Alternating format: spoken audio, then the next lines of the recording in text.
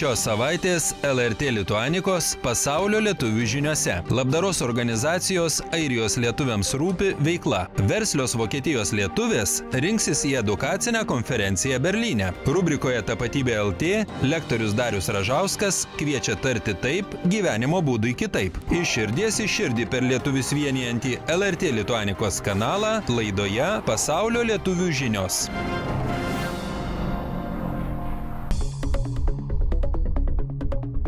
Mieli LRT Lituanikos pasaulio lietuvių žinių žiūrovai ir reporteriai. Lygiai prieš metus, sausio 10-ąją, per LRT Lituanikos kanalą buvo parodyta pirmoji pasaulio lietuvių žinių laida. Tad šį vakarą visi mes, tiek projekto dalyviai reporteriai, tiek žiūrovai, švenčiame naujųjų pasaulio lietuvių žinių metų pradžią. Sveikiname! Aktyvus reporteris Zenonas Mačiulaitis iš Rugalando, Norvegijos, atsiuntė šiai akimirkai labai tinkančius žodžius, kuriais norime pasidalyti. Pasak Zenono, pasaulio lietuvių žinios aiškiai liudija, kad tautos nepavyko suskaldyti. Atvirkščiai, ji tik susivienijo, o meilė savo gimtajam kraštui sustiprėjo. Užsienyje gyvenantys tautiečiai pasaulio lietuvių žiniuose gauna jiems taip reikalingo dėmesio. Bendruomenės nariai, matydami save televizijos laidoje, jaučiasi įvertinti. Dar geronoriškiau puoselėja lietuviškumą, aktyviau savanoriauja bei stipriau brangina savo šaknis. Nuostabus įvertinimas. Jis mus labai įkvėpia. Telieka priminti, kad ir toliau jūsų laiškų, vaizdo reportažų, kultūrinių renginių anonsų lauksime elektroninio pašto adresu tapatybė@lrt.lt. O realiu laiku galime bendrauti jau dabar per pasaulio lietuvių žinių paskyrą socialinėme tinkle Facebook. Jaukaus vakaro su pasaulio lietuvių žiniomis. Įtakingi pasaulio ekonomistai jau kurį laiką tvirtina, kad 21 amžiaus verslo pasaulis priklauso moterims. Pasak jų, moterys geriau mato kontekstą, moka įsiklausyti, geriau perpranta kliento poreikius, yra lankstesnės. Pasak interneto portalo verslimama.lt vyriausiosios redaktorės Skaidrės Vainikauskaitės, Lietuvoje dar gajus požiūris į verslininką kaip į sukčių, o į verslę mamą kaip į emancipuotą karjeristę, kuri vaikus ir šeimą išmainė į pinigų vaikymąsi. Iš tikrųjų, mitų turbūt nereikia neigti, nes jie susiformuoja pagal žmonių matomą lauką. Ir tie žmonės, kurie regi tik tokį vienokį ar kitokį tą lauką, jie vis tiek jame lieka. Nes tas perėjimas į kitokį lauką jau yra išėjimas iš komforto zonos ir retas tai ryžtasi daryti. Tai verslo žmonės turbūt tuo ir yra unikalūs, kad jie yra drąsūs, ne ta tokia tiesioginė prasme, bet tai yra žmonės drąsūs savo vidumi išeiti į tas sritis, kurios jiems yra nežinomos. Nes verslas visų pirma tai yra didesnė arba mažesnė rizika ir didesnio arba mažesnio lygio atsakomybė. Tai kokia motivacija yra, pavyzdžiui, moteriai eiti į verslą? Čia iš karto reikėtų dėti labai griežtą atskirimą, raudoną brūkšnį tarp to, kaip vyrai supranta verslą ir kaip supranta moteris verslą. Ir iš to kyla tas vadinamasis toksai frontas, karas, žiežirbos, nesusikalbėjimai ir galbūt prieštaravimai, kad susimanė bobos verslą daryti. Tai sakyčiau taip apibendrintai, vyrams verslas visų pirma asocijuojasi su galia, su valdžia, su pinigais. Moterims, ypač mamoms turinčiams vaikų, verslas visų pirma yra savirealizacija. Visų antra, tai yra galimybė laisvai planuoti laiką, skiriant pakankamą, nesakau, kad visų 100%, bet pakankamą dalį savo laiko šeimai, vaikams, jų ugdymui ir galų gale savo kaip moteriai. Ir tik maždaug trečioje vietoje atsiranda pinigai, o jau įtaka ir visi kiti galbūt, sakykime, darimai pasaulio geresnė vieta gyventi, ėjimas į politiką tam, kad pakeistum, sakykime, kažkokias nusistovėjusias normas. Šitie dalykai iš vis jau moteriško verslo filosofijoje yra tikrai kur kas žemiau. Kalbu apie Europą. Manau, kad Amerikoje būtų kažkiek kitaip.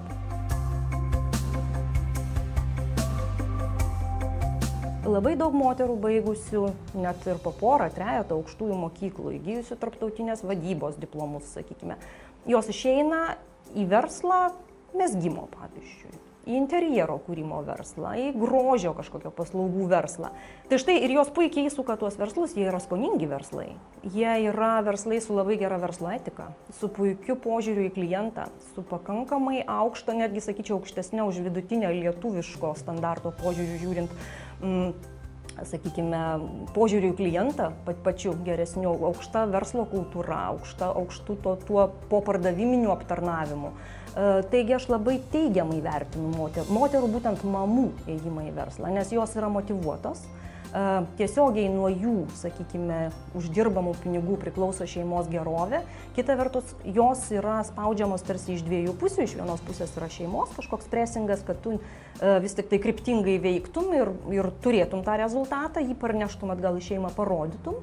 Iš kitos pusės yra turbūt ir visuomenės spaudimas, kad štai kažkokia boba čia daro verslą, čia neaišku, kaip čia jai čia bus, čia jinai turbūt nieko neišmano. Tai moteris puikiai išsisuka, jos puikiai suranda tą aukso vidurį. Ir iš tikrųjų padaro labai gražius verslus. Ir nereikia supriešinti vyriško ir moteriško verslo, nes tai yra kiekvienam sava niša. Tik tai tiek, kad moteris, sakykime, iš tradicijos jos neatsineša pakankamai to know-how vadinamojo, tų praktinių žinių, nes mes neturėjom, mūsų karta, 30-40 metų žmonės, mes neturėjom kokios tos patirties pasimti iš savo tėvų šeimų, nes verslo kaip tokio sovietiniai Lietuvoje nebuvo, ar ne, buvo tik spekulacija, iš ten likęs tas neigiamas šleifas, tas negatyvus požiūris į verslą apskritai. Tai štai todėl ir gimsta per mane visos tos edukacinės iniciatyvos, nes aš matau ir tas godžias moterų akis. Ir tuo pačiu yra kita medalio pusė, kad moteris vis tik tai pasinėrusi į aktyvę veiklą, jinai rizikuoja prarasti save kaip moterį.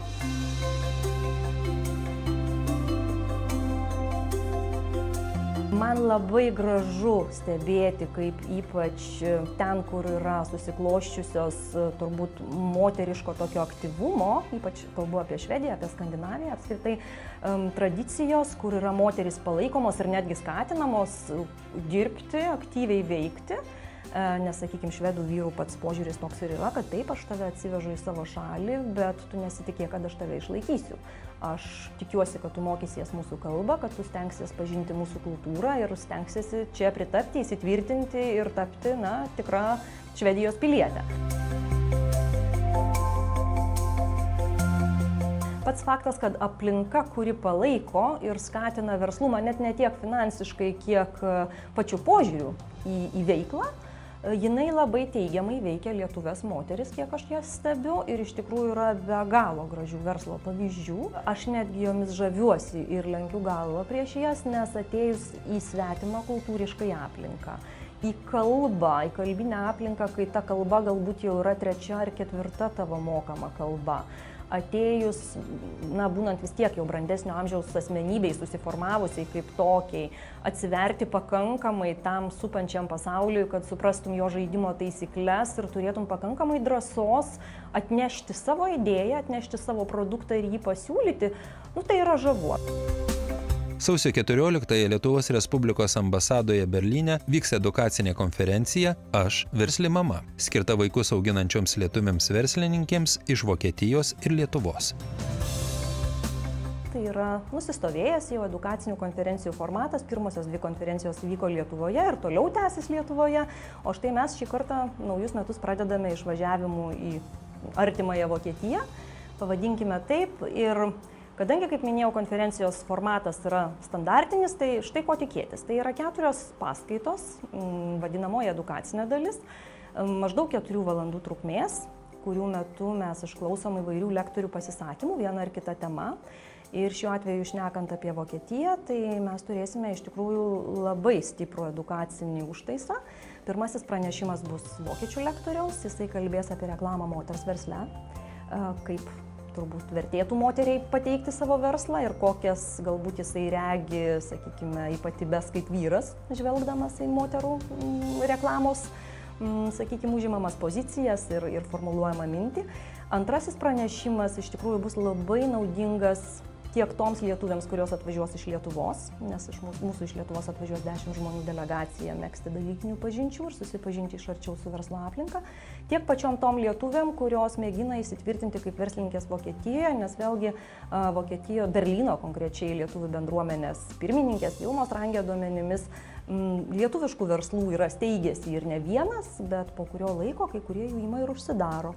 Arba kiti, sakykime, dirba požemyje, pogrindyje ir nedrįsta legalizuotis. Tai štai antrasis pranešimas bus ilgus metus dirbusio komercijos atašė Vokietijoje Liutauro Labanausko apie tai, kaip įeiti į Vokietijos rinką, kokios yra vokiško verslo taisyklės, koks čia yra etiketas, kaip reikėtų bendrauti su partneriais, kokios yra dažniausiai sutinkamos juridinės formos.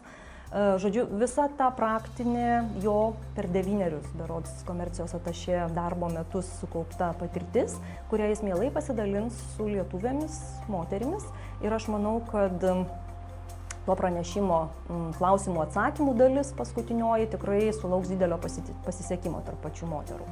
Trečiasis pranešimas bus lektorės iš Lietuvos, Rasos Motuzienės, kuri vyksta kartu su verslininkų delegacija ir šnekės Rasa kaip ugdomojo vadovavimo specialistė, kaip verslo psichologė, būtent apie motyvaciją. Nes išlaikyti motyvaciją, ypač išvykus į svetimą šalį, kur galbūt dar nėra tamprus pakankamai bendruomeniniai ryšiai, atsiranda, kaip ir sakiau, tam tikras kalbos barjeras, tam tikri sociokultūriniai skirtumai. Vis tik tai išlaikyti tą aukštą savivertę, neprarasti tos motyvacijos, neišleisti tikslo iš akių yra pakankamai svarbu. Tai štai Rasa padės susidėti tuos turbūt tokius kertinius punktus, kertinius taškus, į kuriuos reikia atkreipti dėmesį, nusprendus ar jau einant savo verslo keliu. Ir kadangi tai yra verslių mamų renginys, tai žinoma, mes vienaip ar kitaip turim paliesti šeimos temą ir šį kartą ta šeimos tema bus apie vaikų finansinio raštingumo ugdymą, nes vaikai vis tik tai visą, kas gera ir kas bloga, jie atsineša iš šeimos. Ir aš labai džiaugiuosi, kad mums labai nuoširdžiai, labai nevengdama taip viešinti atvirai savo skaudžios asmeninės patirties kalbės lektorė Milana Jonikienė, kuri yra finansų ekspertė, vienos iš finansinių paslaugų bendrovių čia Lietuvoje bendrasavininkė. Šnekėsim taip pakankamai rimtai ir tai yra ta tema, kuri padeda mamoms rasti labai daug atsakymų į klausimus, kur laikyti pinigus galų gale, ar tai turi būti banko sąskaita, ar tai turi būti kiaulė taupyklė, žodžiu, daugybė praktinių patarimų. Ir po šitų 4 pranešimų, kai jau mūsų galva bus pakankamai pilna visokių minčių ir įkvėpimo, nes aš tikrai garantuoju, kad tai bus labai pozityvi aplinka, mes dar šiek tiek pabūsim ambasadai. Bet kitą dieną, penktadienį, susitiksim jau vakariniam furšete, kuris bus skirtas dalykiniams ryšiams megzti. Labai faina būti nematomam, labai smagu ištirpti minioje, bet ateina tam tikras momentas, kai tu esi sotus šito beveidiškumo ir kai tau norisi prisiliesti prie konkretaus žmogaus, konkrečią pavardę, vėlgi turinčio konkrečią tapatybę, konkrečią vertybių sistemą. Ir čia šiuo atveju aš ir regiu, kad mes kaip lietuviai išsibarstę po visą pasaulį esame jėga tuo savo lietuviškumu. Nes dar kartą pasikartosiu, mes galim susikalbėti tą pačią kalbą, mes suprantam taip pat kūno kalbą, ar ne, suprantam tuos pačius ženklus, galbūt netgi tuos pačius juokelius, užuominas, na tai, kas turi tą sociokultūrinį pagrindą, kurio labai pasigenda lietuviai, sakykime, išvažiavę gyventi, kad ir laikinai, tarkim, studijų programų metu, į kitas užsienio šalis ir susidūrė su kitom kultūrom, kai net ir pajuokauti yra sudėtinga, nes ateina tam tikra riba, nuo kurios jų vaikystės prisiminimai ir tavo vaikystės prisiminimai yra visiškai kitokie. Ir tada žmogus labai taip aiškiai supranta, kad ir jis yra kitoks šitoje aplinkoje. Tai yra begalė vienijančių dalykų, kuriuos tik tai išplėšęs save iš savo to kiemo, vadinkim taip, ir perkelęs kažkur į kiemą Londone, į kiemą Paryžiuje ar Niujorke, tu supranti, kad būtent tas kiemas, kad ir kaip tu jį kartais galbūt neigtum ar matytum jame daugybę trūkumų, jis vis tik tai tave padarė tokį, koks tu esi čia ir dabar. Ir tai labai savyje pakeisti yra sudėtinga. Yra žmonių, kurie prisimeta, kad jie neturi nieko bendra su Lietuva, jie nebešneka lietuviškai, net ir lietuvių susibūrimus atėję šneka, tarkim, angliškai. Bet tokių žmonių viena vertus yra vienetai, kita vertus aš manau, kad vis tik tai nėra normalu, ar ne? Tai štai ir regiu tą ryšį, kaip galimybę išlaikyti savo asmenybės vientisumą. Mes tokie, todėl ir esam, kad mus pagimdė Lietuvos žemė. Tokie mes nei geresni, nei blogesni negu kitos tautos, bet tiesiog čia yra mūsų stiprybės šaltinis. Ir būtų neprotinga mums čia Lietuvoje būnantiems kažkaip atriboti tuos, kurie yra kitose geografinėse vietose ir tiems, kurie yra kitur geografiškai, tiesiog atsiriboti nuo Lietuvos, nes visi mes vieno kraujo. Užsienyje įsikūrę lietuviai ne tik kaupia gerąją patirtį ir kuria savo asmeninę laimę, bet ir gražiais darbais padeda gyvenantiems Lietuvoje. Nors labdaros organizacija Airijos lietuviams rūpi savo veiklą pradėjo tik kiek daugiau nei prieš metus, 2014 rugsėjį, jau spėjo įgyvendinti daug prasmingų ir įkvepiančių darbų. Pagrindiniai Airijoje veikiančios organizacijos tikslai – rūpintis Lietuvoje gyvenančių onkologinėmis ligomis sergančių vaikų gerovę, vienyti Airijos lietuvius, įmonės bei draugijas, kurios paremtų ir padėtų įgyvendinti organizacijos sumanymus, būti tuo centru, į kurį gali kreiptis visi ieškantys pagalbos. Pasak labdaros organizacijos, Airijos lietuviams rūpi įkūrėjos Ritos Lamsargytės Mockės, finansiškai remti sunkiai sergančius vaikus ir jų šeimas, padėti likimo nuskriaustiems mažiesiems, pildyti jų vaikiškas svajones. Tai gyvenimą įprasminanti veikla, prie kurios gali prisidėti visi norintys.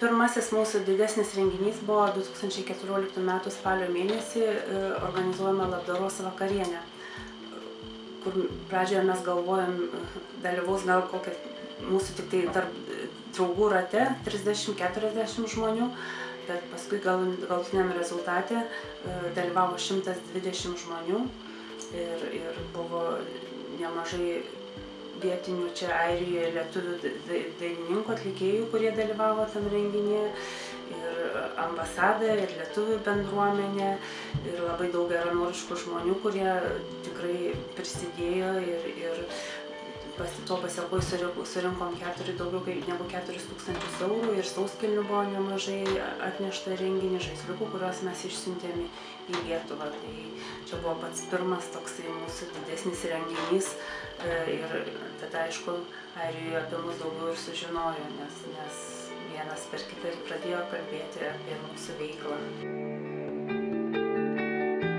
Kadangi pirmas renginys praėjo tikrai sėkmingai, pradėjom galvoti apie kokį sekantį renginį galima surinkti, ir kadangi visi žinome, kad lietuviams yra labai aktualus krepšinis ir jie labai tikrai mielai žaidžia ir dalyvauja kaip sirgaliai, ir todėl mes pagalvom, kad kodėl nesurengus tokio kaip labdaros krepšinio turnyrą, nes čia yra tikrai vaikinų, kurie žaidžia krepšinį, tokie patys atskirai, bet jie ir tuo pačiu, kad uždirbtų, galėtume mes surinkti vėlgi vaikams pinigėlių. Ir kai pradėjom reklamuoti tą renginį, vėl pastebėjom, kad labai entuziastingai pradėjo registruotis vaikinai komandos ir iš toliau, iš Šiaurinės Airijos.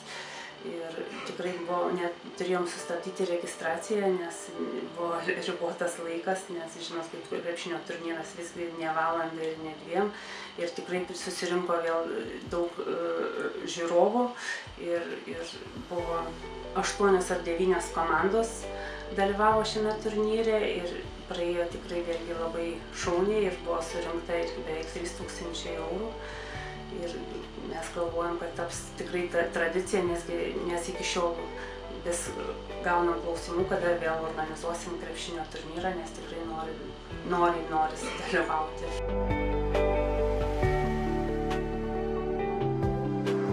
Kadangi visi žino, kad užsienyje, Airijoje ir kitose šalyse yra labai populiaru bėgti maratonus ir kažkokiu kilniu tikslu, kad renka bėga bėgikas ir jisai renka lėšas tam tikrai labdaros organizacijai ar kažkokiam konkrečiam atveju sergančiam vaikui. Kadangi jau buvau įkūrus organizaciją ir pagalvojau, gal galėčiau ir aš savo tokį iššūkį. Ir buvo kaip tik Dublino, siekiau visas žinias apie Dublino artėjantį maratoną, 42 km, kur beveik bėgami, ir pakalbėjau su Airijos lietuvių bėgikų klubo įkūrėjo Aisčiu ir kažkaip kilo mums abiem bendra mintis, kad mes tokį projektą surengsim, kviesim lietuvius ne tik iš Airijos, bet ir iš kitų šalių prisijungti ir bėgti kilniem tikslam ir padėti vėžiu sergantiem vaikam. Tai gavosi tikrai toksai gražus projektas, kurio pasiekoje mes surinkom daugiau negu 7 000 eurų ir pati bėgau Dublino maratoną, kuris vyko spalio 26 dieną. Tai buvo tikrai nepakartojama patirtis.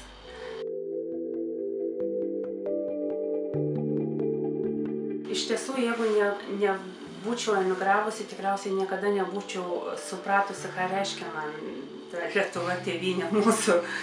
Ir kai Lietuvoje gyvenantis lietuviai dažnai priekaištauja mums emigrantams, kad kodėl jūs ten taip mylite ir ten mes galim ir per atstumą mylėti tą tėvynę. Mes užaugam, paliekam tėvus irgi, nors mes juos mylim iš tikrųjų, tuos tėvus. Tai čia irgi tokia pat situacija. Ir aš tikrai galiu pasakyti, kad nežinojau aš ją, kad taip myliu, kol aš neišvažiavau. Ir dabar gyvendama čia, toli nuo tos tėvynės, mes visa šeima tikrai bandome tęsti visas lietuviškasias tradicijas, švenčiame šventes, prisimenam ir tautiškasias šventes. Jeigu aš gyvenu čia, tai nereiškia, kad aš savo tėvynę išdaviau, aš galiu ją per atstumą mylėti ir domėtis, kas joje vyksta ir kažkuo, aišku, tiesiogiai ir netiesiogiai prisidėti ten kažkokiais darbais ir nebūtinai darbais kad aš manau, kad tapatybė yra tai, kad tu nepamiršti tos Lietuvos, kad jinai pas tave labai labai giliai širdyje.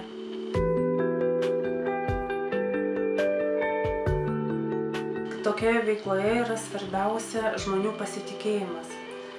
Ir mes šiuo metu tikrai yra daug lengviau, kadangi žmonės jau patys skambina ir rašo, siūlo pagalbą.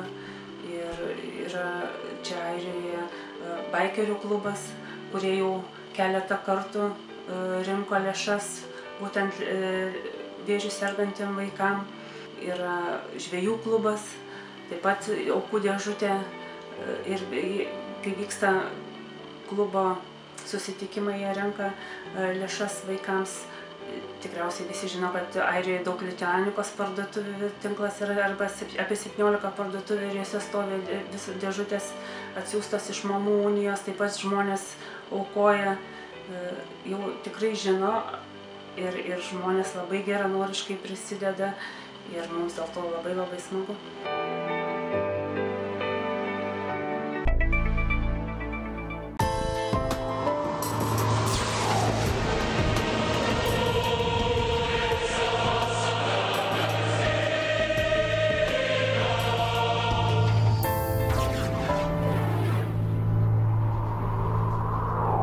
Ar jums kartais nesinori gyventi kitokio gyvenimo?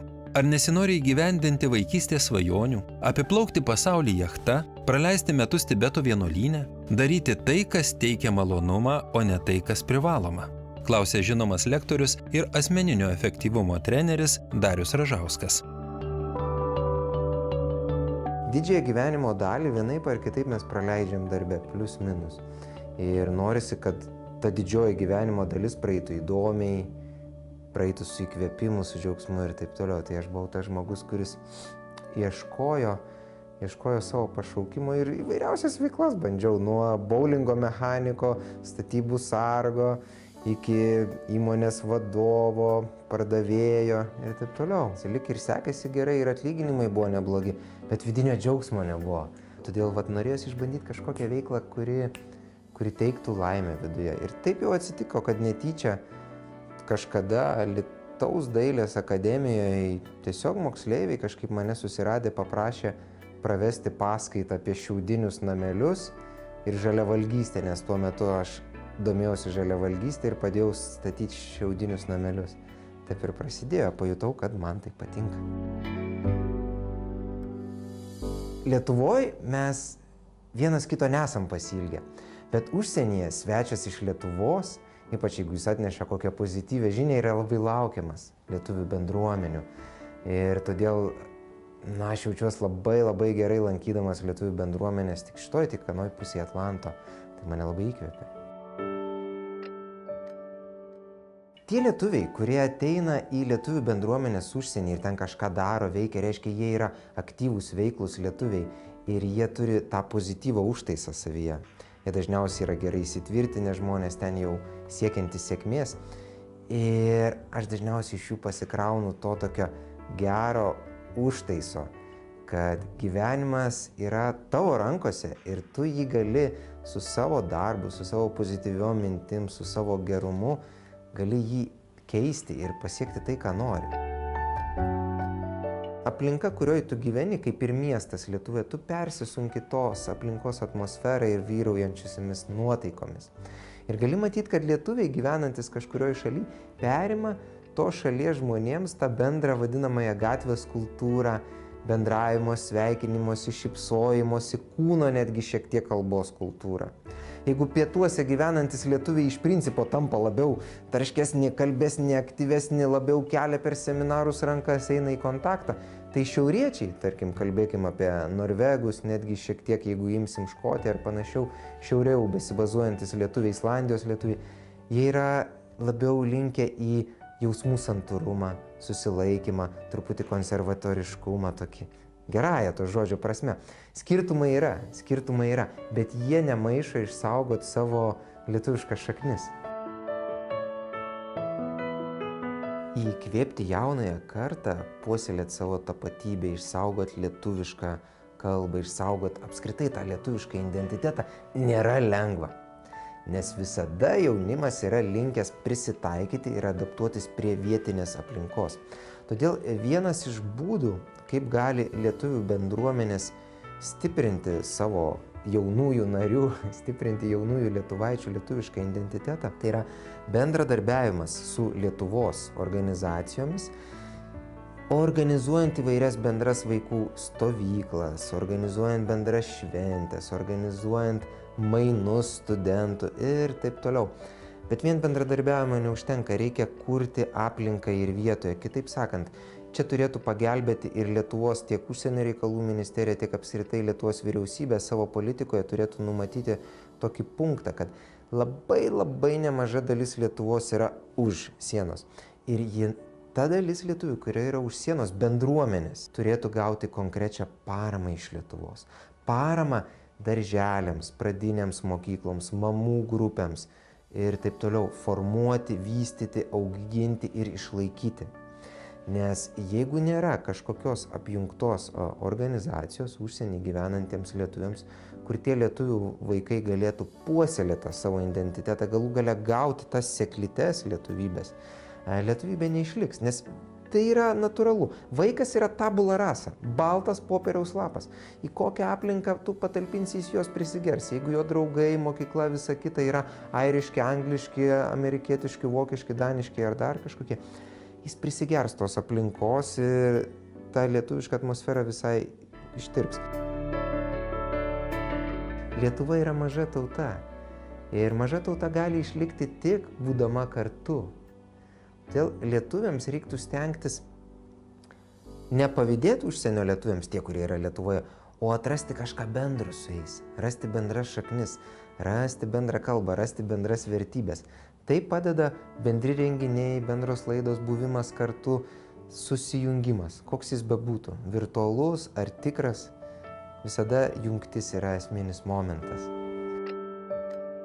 Lietuviai nuo seno, nuo Vytauto ir dar gerokai prieš Vytauto laikus garsėjo kaip tauta sugebanti priimti kitas kultūras, tauta garsėjanti savo svetingumu ir tauta sugebanti suprasti kitas kultūras ir jų nediskriminuoti ar kažkaip panašiai ten. Karaimai totoriai atvežti į Lietuvą čia labai gerai jautėsi ir kitos tautybės, kurios susidurdavo su lietuviais, Gedimino vykdyta politika tai rodė, kad lietuviai yra labai tauta imli pasaulio žinioms ir naujovėms ir taip pat tolerantiška tauta pasaulio kultūrų įvairovėm, bet tuo pačiu išsauganti savo identitetą ir tapatybę. Man lietuviška tapatybė yra, kaip ir minėjau, stipri, konkurencinga, galinga, intelektu ir savo dvasiniu kapitalu pasaulyje tauta. Man tapatybė tai yra, man norisi tapatintis su Lietuva, kuri tikrai ateityje tokia bus, nes visi ženklai pozityvūs tam yra, kuri bus konkurencinga, pripažinta, intelekto šalis, intelekto ir dvasingumo šalis, turinti savo unikalų veidą. Nors labai mažytė, bet labai unikali ir labai įdomi. Su tokia Lietuva man norisi tapatintis. Ir dėl tokios Lietuvos aš pasirengęs darbuotis ir lygiai taip pat noriu paskatinti visus dalyvautame kiekvienas gali savo bendruomeniai, savo miesteliai, savo kaime skatinti Lietuvos augimą,